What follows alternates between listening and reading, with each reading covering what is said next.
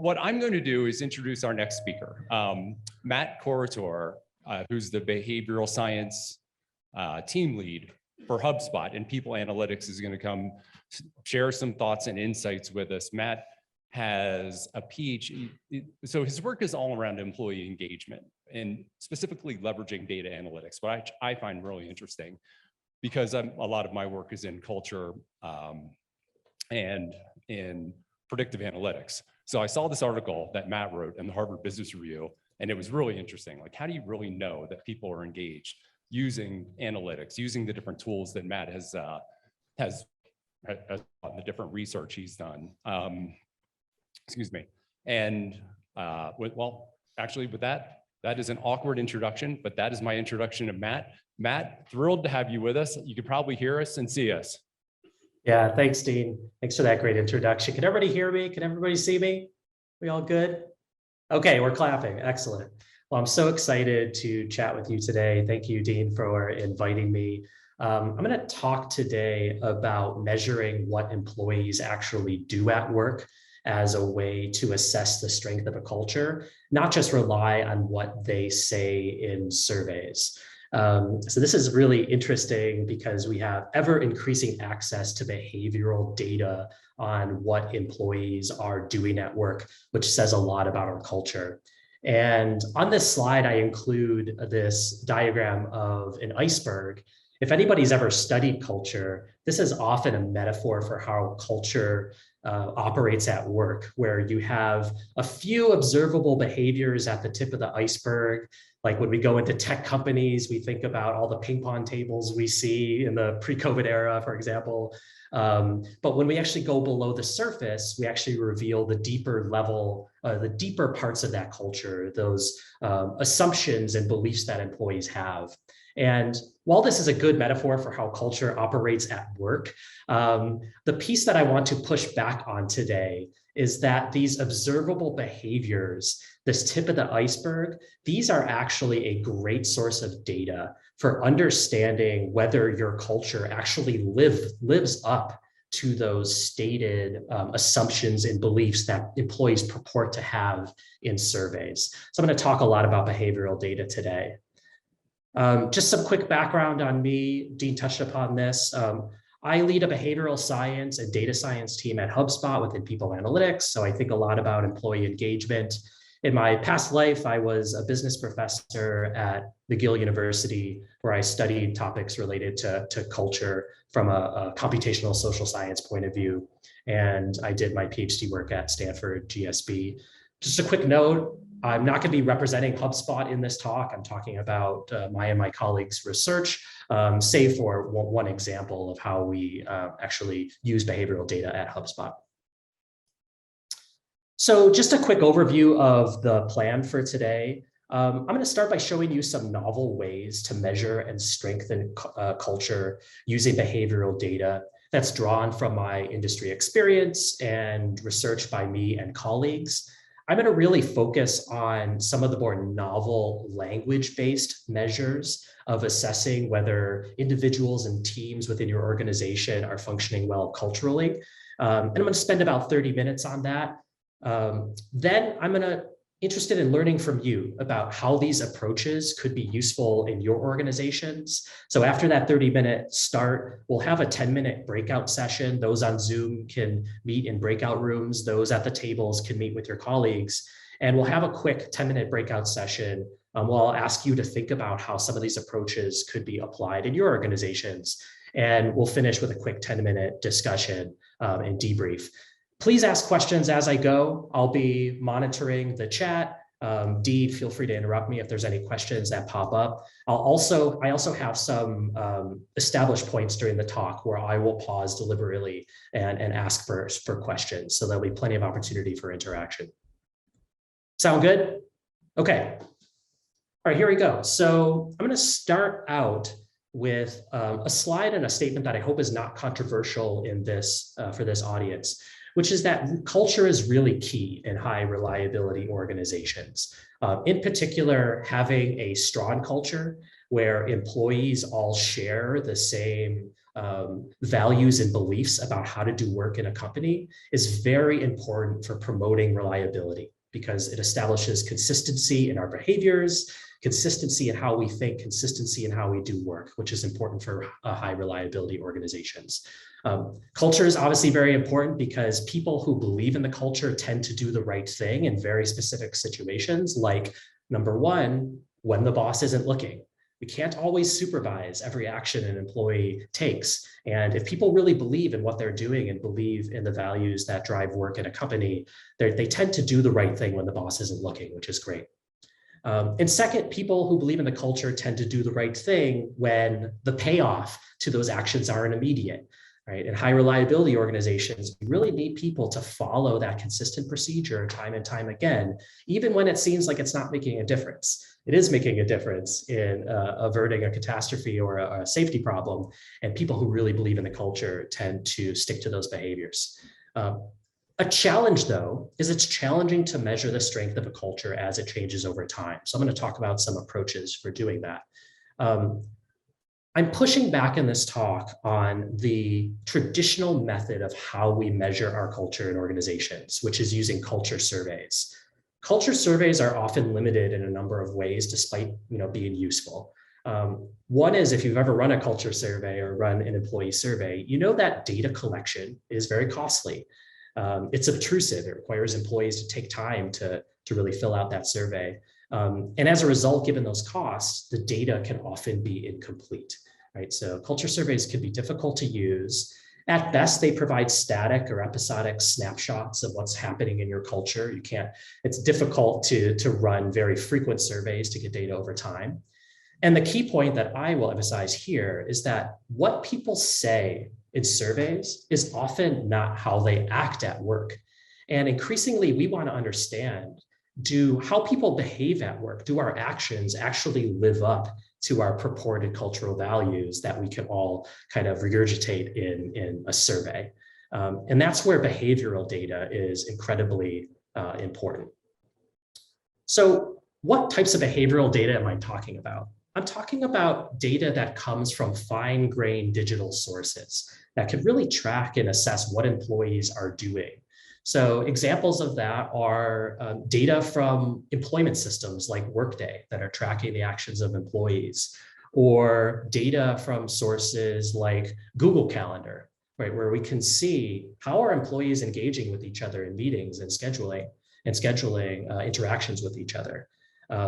The data sources I'm going to focus a lot in this presentation are data from email communications between employees and data from instant messaging communications like Slack, or even data from employer review sites where employees write a lot of text about their companies on websites like Glassdoor. We can use these data to measure if employees truly act in accordance with an organization's values. And they're very useful because we can track fine-grained changes in how folks interact with the culture over time. Let me just ground you with a very simple example of what do I mean about behavioral data to measure culture. So this is an example that is drawn from where I work, HubSpot. And we have a very simple metric that we use to assess one aspect of whether our culture is on track. So we link our peer recognition awards that every HubSpotter can give a peer every quarter to one of our core cultural values of being humble, empathetic, adaptable, remarkable, and transparent. And the key piece is that every HubSpotter, when they give an award, they have to give an award for one of these cultural values. They have to assess an employee's behavior based on one of these dimensions. So we track how often each of these cultural values are used and assigned to one of these awards. And this is particularly important because it tells us what are those behaviors that are truly valued at work. Do we see folks who are just giving awards for remarkable high performance? Or do we see people awarding each other for those other values we think are so important to our culture, like being humble, empathetic, and transparent? So this is data that really tells us what is truly valued at work, apart from what people mention in surveys. So as I go on about this talk, I want you to think about what are those behavioral metrics that you might analyze to assess your culture's health? using systems like Workday or Zoom records or Google Calendar or other systems. Before I proceed and move forward, I just want to stop and see if there's any questions. I'm going to move next into talking about some of the kind of novel language-based measures that we use to track how people behave at work. Any questions?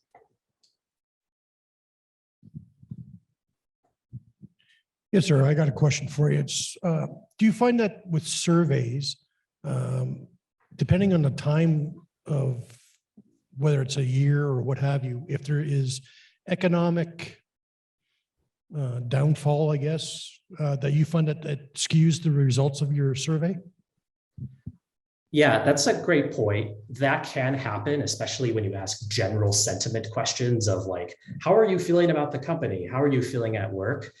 Often you will see in companies with stock price fluctuations, with changes in the macroeconomic environment, you can get fluctuations in that sentiment that may be capturing something about how the employee feels, but isn't necessarily probative of what we're doing well internally or not culturally. So I think it's another reason why kind of complementing that data with behavioral data is particularly important. That's a great point. I think we have time for one more question. Anybody else have a pressing question before I continue? We have one more. Okay. Okay, so we have a lot of employees that wouldn't be on the technology to track this kind of stuff. What's the workaround there? If they're not using the calendar, they're not using Zoom, and they're not using Workday? Because we have a lot of field employees that the cultural assessment is one of the tools that we use to get feedback from the front line so that we can make changes and move forward. Mm-hmm. That's a great question, right? We all don't live online in these systems and leaving these digital traces everywhere. You kind of want to think creatively about, are there kind of behavioral markers or records? It could be records, right, that are kept on a clipboard of, okay, you followed this procedure at this point in time, which really says something about, say, are we living up to our values of safety and reliability in the workplace? So the answer is going to change depending on the nature of the work and the type of work happening in your organization.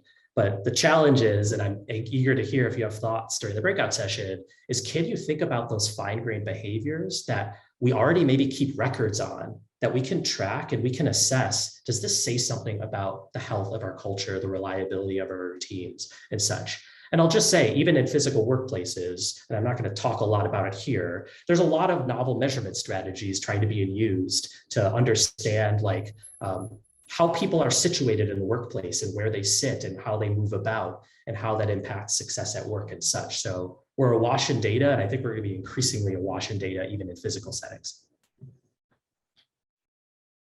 Okay, great questions. Just in the interest of time, I'm going to press forward. The rest of the talk, I'm going to focus on a particular fine-grained type of behavioral data to really kind of open your mind to the possibilities of how you might use digital trace data to measure culture.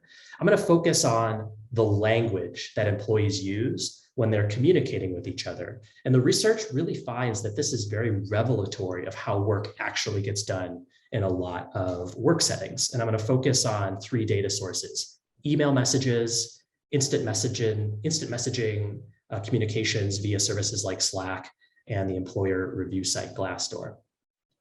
So I'm going to do this by asking some really important questions about how culture matters for work performance. And the first one is, how does cultural fit and cultural adaptability impact employee performance? I'm going to draw here from work by Srivastava and colleagues. And these authors developed a really interesting measure of cultural fit. They measure cultural fit via linguistic similarity. So what they did is they used a linguistic style algorithm called LIWC, L-I-W-C, which essentially scans over an email message and identifies what are the linguistic styles that a person tends to use when they're sending messages. And this can be very revelatory of whether an individual actually fits culturally with their peers. So a very concrete example is, and this comes from the data, whether someone uses swear words at work in their messages with colleagues is very revelatory of whether they fit. you can imagine if you use swear words, but none of your colleagues do in communications, that actually says a lot that you don't quite fit culturally in this linguistic sense with the rest of the company.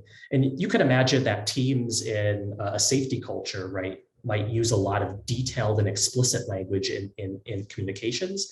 And this is really going to be picked up in these emails. So these researchers were able to assess the degree to which individuals fit culturally, and it says a lot about performance. So cultural fit was associated with a host of positive employee outcomes, including attainment and performance reviews and retention and such. And once the researchers were able to measure cultural fit in this more fine-grained way, they found something really interesting. They actually were able to assess whether new hires were successfully integrating with their teams in a cultural sense. So an employee's level of cultural fit changes over their tenure. So they looked at the data at 3 groups. They looked at those who are stayers in the company, who stayed with the company the entire survey period, or study period rather.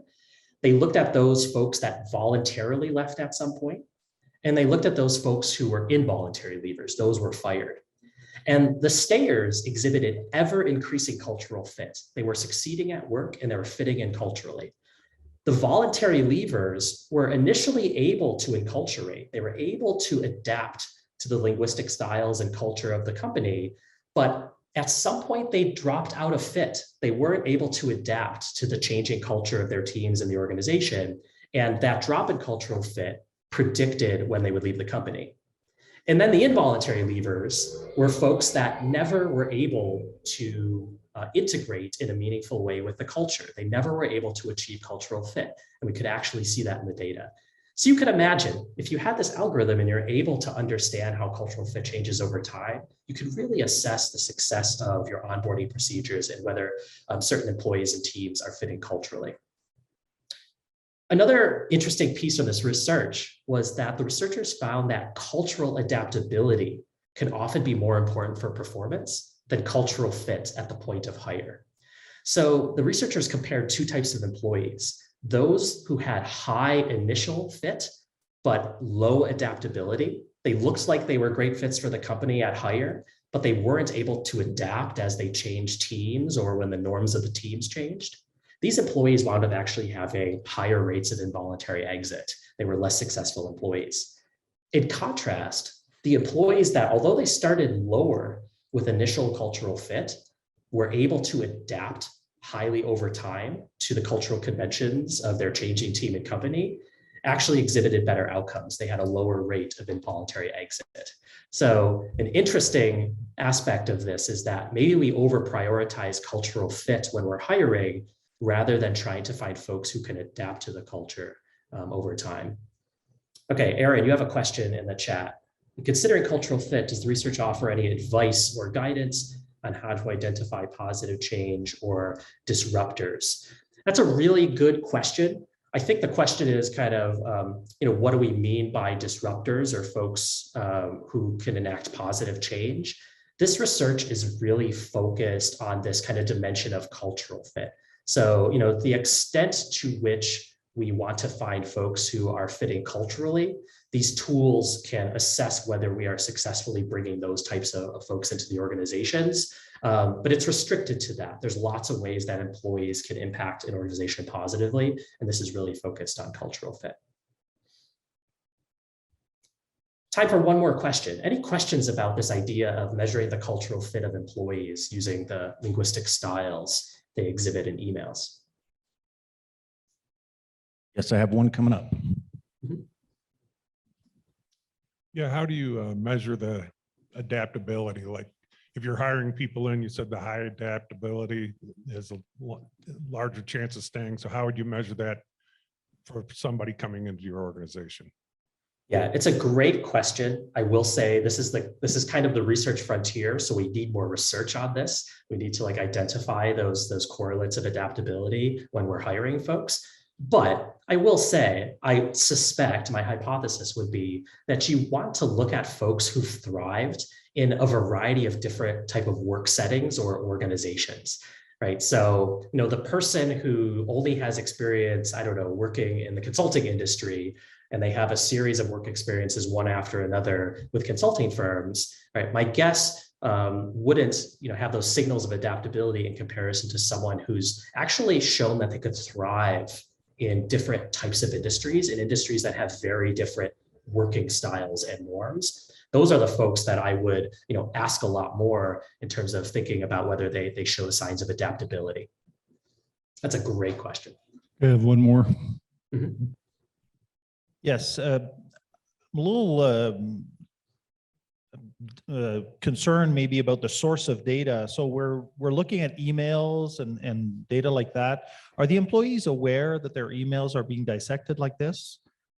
Yeah, this is a great question. I have definitely a slide at the end that talks about some of the risks and limitations with this, but I'll speak to it now. It's incredibly important to be transparent when you're doing work like this and to use these tools responsibly, right? So making sure employees know that there is research work being done using this type of data, and that the research work is respecting good standards and practices to respect employee privacy to the greatest extent possible.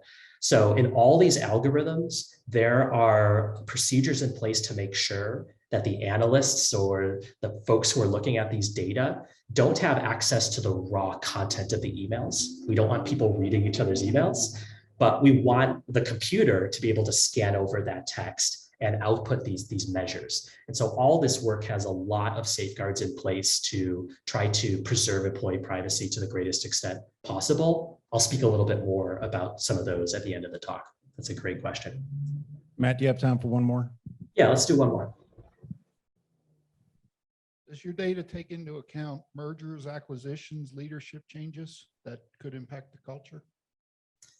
Yeah, this is a great question. And I'm not speaking about this research here, but some of the even newer research in this topic uses these tools to understand the successful post-integration events, right? So I have a colleague at Harvard Business School who studied the merger of multiple banks into one organization. That was kind of a hybrid merger acquisition. And she was able to predict the success of employees from those different component companies based on the extent to which they were able to integrate culturally into a new style of working in this combined organization. So there's huge potential to use these types of measures to understand whether things like acqui-hiring and using acquisitions to bring in new talent is going to be successful, and whether those folks are going to be integrated culturally. That's a great question. Okay. So why don't I press on? The second question I want to tackle is, can teams perform well in both stable and dynamic situations? I love this question because I think this is very applicable to high reliability organizations, where in most cases we have a stable situation and environment, and we want folks to use kind of repeatable, standardized behaviors to ensure safety and reliability. But we often ask those teams to respond well in more dynamic situations when there's an emergency or there's a crisis. So can we use these techniques to identify those teams that do that well? We can actually see a lot about how teams navigate these situations in the language they use. So for example, in a very stable situation, here's just a toy example of employees who are all really focusing on, let's make sure we're running the safety protocol. Let's start the safety protocol. Let's do it now. They're very task focused. But in a dynamic situation, the language looks very different. So if there is an error in the system, we actually want folks to be surfacing a lot of different ideas to try to diagnose that problem. Is it a software bug? Is it a hardware failure? Is it a user error?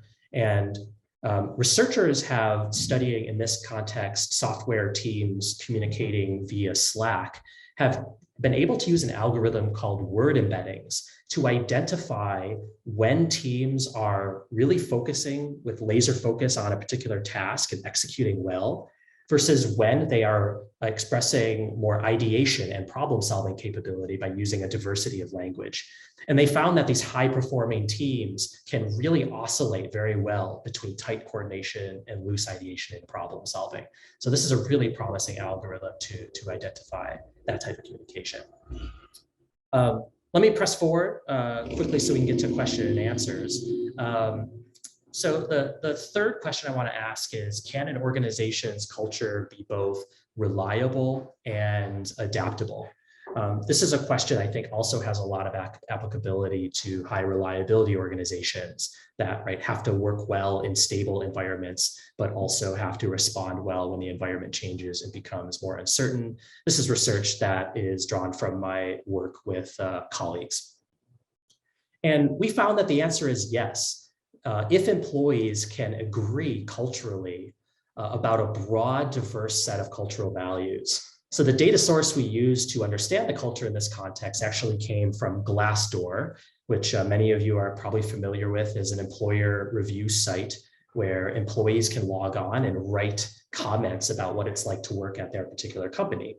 And we found that the most successful cultures that were both good at being reliable and productive and executing, as well as being flexible and adaptable and innovative, were ones that, yes, employees agreed about the cultural values that really motivate work in a company, but they agreed about a broad, diverse set of cultural values.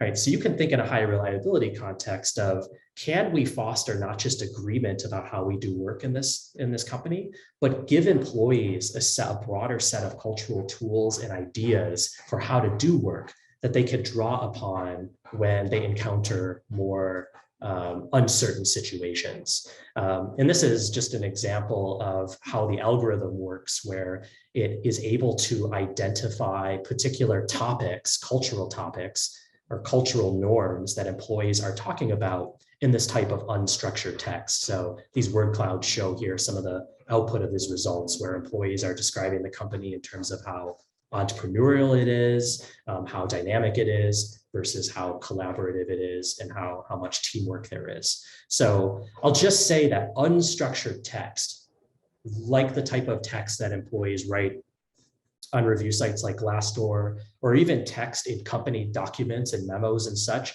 can be a really treasure trove source of cultural data on how work actually happens in a particular company. Okay, let me pause there for any questions before I wrap up. Any questions either about kind of understanding how teams shift between stable and dynamic situations using instant messaging data or data from Glassdoor? Hi. When we seek to stratify on cultural norms and language, do we sacrifice social diversity in terms of generation or background? That's a great question. And it kind of really goes to what extent are these kind of dimensions of culture correlated or associated with kind of demographic characteristics of employees. Like, I think your question gets to this great notion of, what does it mean to be out of step culture with your company? Is it just the older employees, or the employees that come from a different industry that aren't familiar with an industry that maybe aren't able to adapt culturally? And I will say we need more research on this. Those dimensions can be factors or correlates with cultural fit. But in general, we found that folks that fit culturally and those that don't, or exhibit a wide variety of demographic characteristics, that cultural fit is picking up something different about how employees interact with work that is not simply measured by demographic characteristics. It's saying something above and beyond about maybe their prior experiences, or their prior work experiences or training that allow them to integrate culturally into an organization. And I will say there's also a lot of work done to assess whether these measures are biased or not in favor of certain demographic groups. So it's very important in this work to make sure, when you're looking at linguistic fit, that the measure is not correlated with things like gender or race and ethnicity. And in the work I've mentioned, that hasn't been the case, but it's something that needs to be addressed to make sure that we're not using kind of biased measures that unfairly disadvantage some groups over others. Nathan, you have a question. How do you account for unspoken or taboo topics? It was unpopular to talk about support for Trump. The nice part about these measures is that they abstract away first from the actual content of the text. So often you're able to detect how folks talk about particular topics rather than measuring the content directly, right? So the extent to which, those types of comments are appearing in these messages, it's not so much what is being discussed as it is how it's being discussed. What linguistic styles are being used that really says something about cultural fit. To the extent that people are censoring themselves at work and they're not talking about these topics, obviously that's not going to appear in the data set, but nonetheless says something about how work is actually getting done in that particular company. Good question.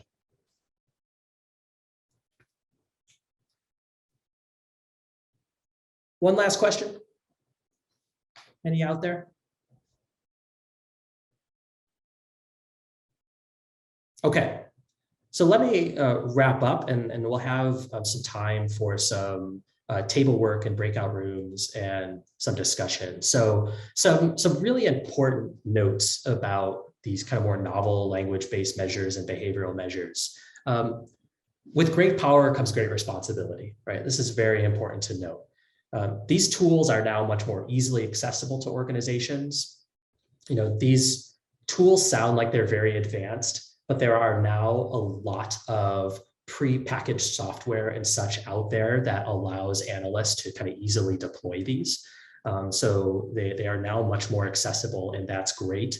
We see many more companies starting to experiment with these approaches. I'll just say, though, that maintaining trust and respecting employee privacy is really key. Being transparent and forthright with employees that these analyses are being run, but they're being used to understand how teams function. They're not being used to penalize individual employees based on these measures, and that there are procedures in place to make sure that the analysts can't actually read the content of these messages and communications is really important and goes a long way to maintaining that trust.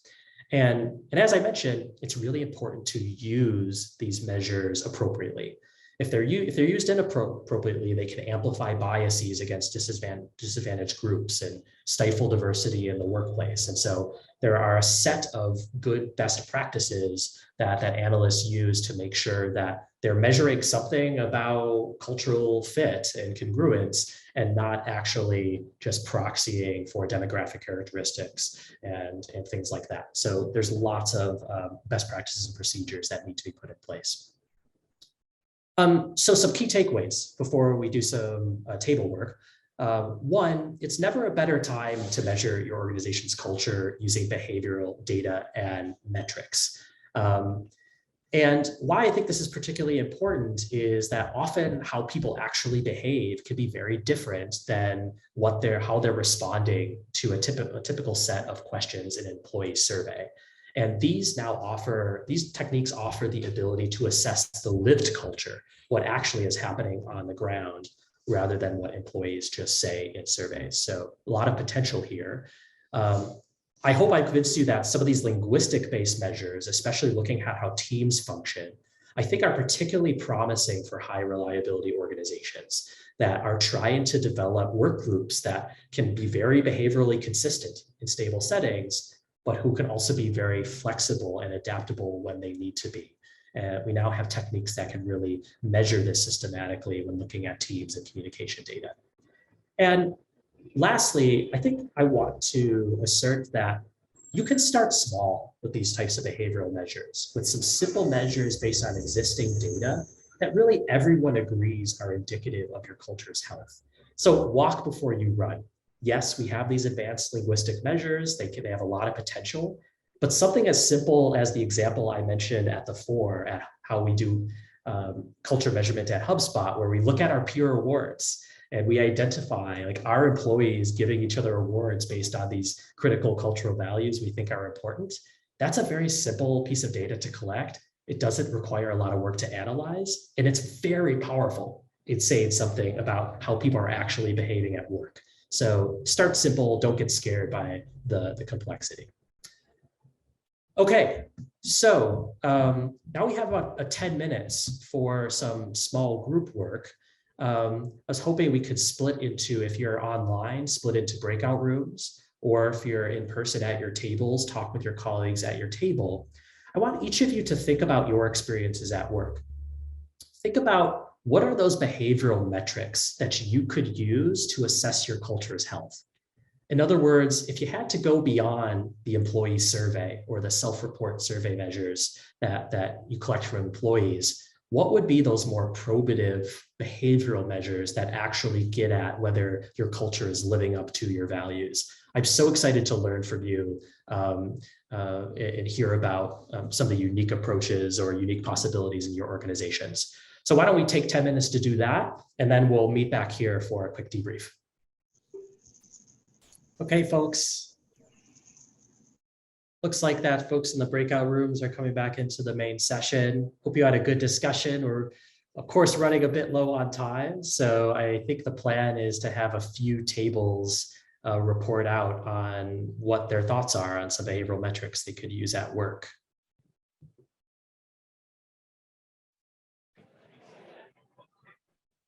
Okay, everybody, you should be through with your discussion at the table. In fact, you have to be because we're running out of time.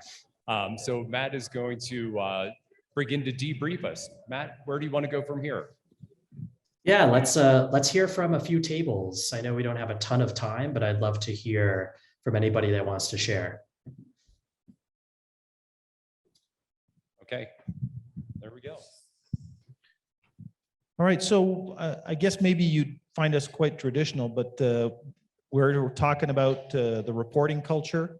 We feel that if we have a good way of measuring how well employees report in different sites, different departments, it's a good indication of how safe they feel, how healthy our culture is in terms of accepting people to bring stuff up. I want to say also, I have a lot of admiration for the science that you're showing, but I really have some ethical hesitations, let's say, about how this would ever be applied in the workplace and not feel like Big Brother. Mm-hmm. Yeah, thanks for those questions. First of all, I'll say on the reporting and on employees kind of using their voice and bringing things up and feeling psychologically safe to bring issues up. That's, I think, a huge source of behavioral data. And the extent to which you have a system that kind of collects those comments that employees feel safe contributing to, I think could be really a really good source. And I'll say is, the devil's in the details on your second point and how to use these behavioral kind of measures responsibly, especially when you start to track language at work. So there's a lot of pre-existing software and systems that already use this stuff.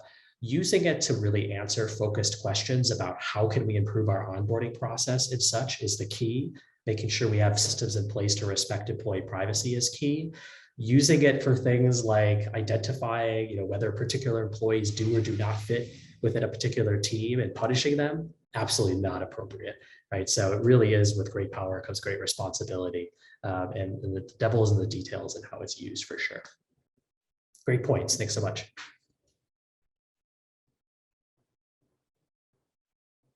Do we have one Anybody more else? table?